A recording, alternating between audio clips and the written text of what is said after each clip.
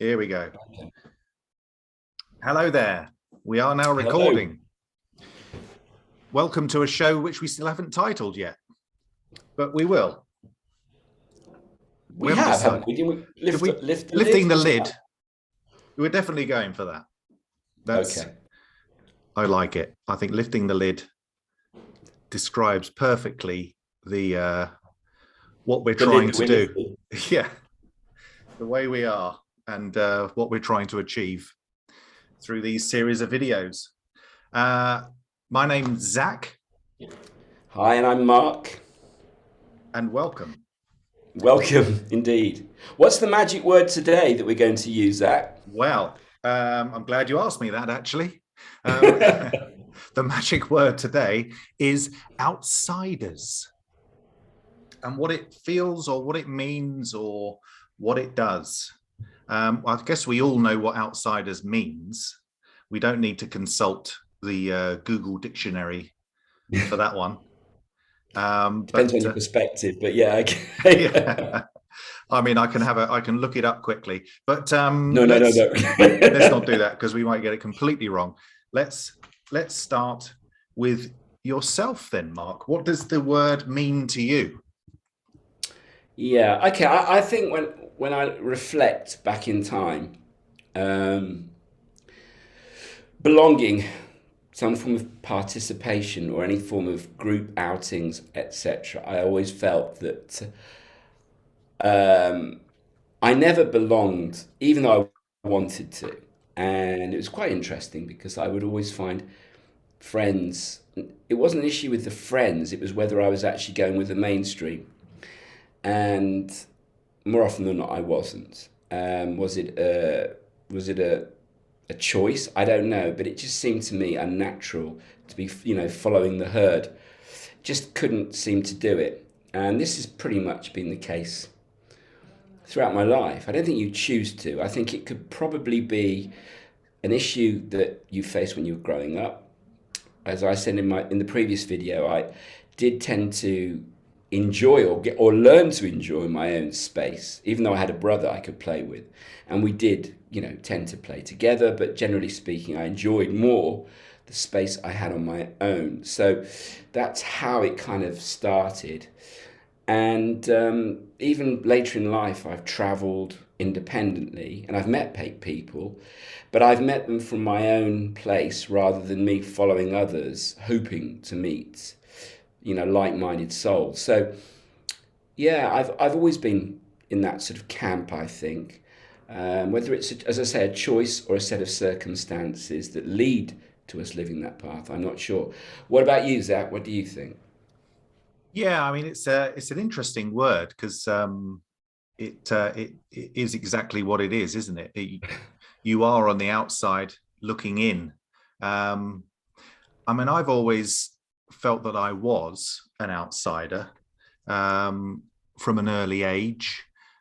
I would often, I had friends and some very good friends and used to play, but I was often seen as the sort of wouldn't say, I mean, crazy is too strong a word, but the one who thought differently, perhaps, is the way to describe it, and who was seen as being a bit off the wall, I suppose, in the sense that I'd always, well, sometimes I'd take the conversation that little bit too far.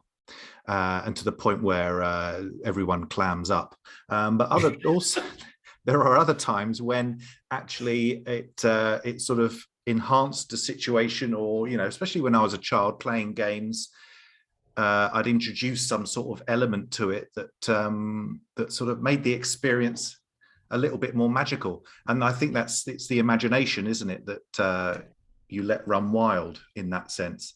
I've always been very imaginative, and I think remember you saying in the last video about playing on your own and being in your own world, and I've always been in my own world, and like yourself, much preferred that to living in the real world, in whatever we call the Right. real world. Yeah, I don't know anything about the real. I think it's just how we approach the real world or the Mm, world on our terms. I think that's the thing, because we've both Yeah. tried to adapt into the normal world in the sort of sense of going to work, Yeah. etc. That is the expectations, isn't it? What society expects of you and what you can put into it.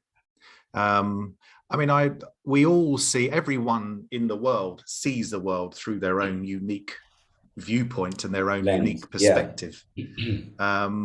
And I think rather than that being a problem, which for some people it seems to be, I think that should be celebrated because Well, I think a lot of people get upset when they don't see you seeing the world the way they see the yeah, world. yeah, Uh, I suppose that's the issue. But what I'm curious about, and what I'm glad we picked this topic today, is to find out who out there also resonates with that. Because as we go down our own paths with the programs and the work we're doing, we do tend to find or resonate with people that have similar views. And one of the reasons we're doing these videos right now is to find other so-called independent, souls who have their yeah. own take on life. So, we're introducing the topic, but would love to hear from any of you out there watching that resonate with this and feel like you'd like to share your story or your views. Absolutely. Come on in to our world that we've Come on, created the outside. from the outside. Come in from the cold. Yeah. Because it can feel quite lonely sometimes, especially if you don't find anyone that really connects with you on an emotional level or a intellectual level. And when I mean, I remember at times feeling very disconnected from people around me because they didn't quite understand me. And I would start saying things that wasn't quite, we weren't able to move the conversation on. It would just sort of, I'd kill a conversation dead by giving some sort of, saying some remark, which in my head would have opened it up. But that's the way it goes sometimes. But yeah, it's an interesting one. Thinking outside the box. And I was going to read something which I found. Where is it? It's in this book from Ben Ockrey, and I was going to mention it earlier, but here we are. Um, it's a series. It's called The Way of Being Free, and this goes quite well with what we're talking about today. Number 18 is they're just a series of statements and things about being free, and some are short stories, some are just sentences. This one is just a sentence, but it says, living is a continual metamorphosis. Everything is change, everything is relative. And I read that before we were deciding on the topic to talk about today, and it seemed to fit. So I thought I'd share that. Great. Yeah, no, absolutely. Um, Relative, yeah, absolutely. It's interesting, I think, and possibly not by coincidence, that I find myself currently living back in a city that I was for over, I think, 18 years in Budapest here. Um, After COVID, coming back to be with my daughter again.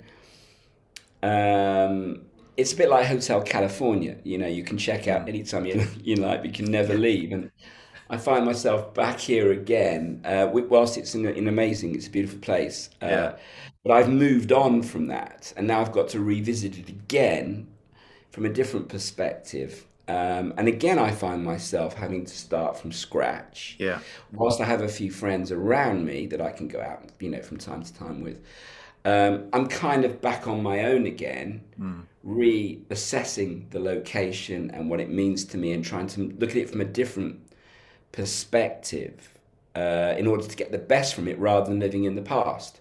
Yeah, So that's kind of an interesting view that I've got at the moment. Have you got any examples where you're yeah. in Well, your current that current relate to that situation. sentiment? Yeah, I mean, I left my full-time employment.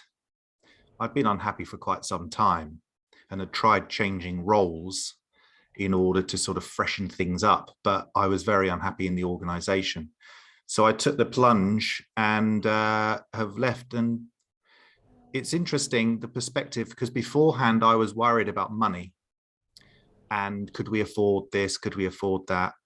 Now I'm out, and we don't have a lot of money. I mean, we're worried every month what's going to happen, but emotionally and spiritually, I am so much happier and freer.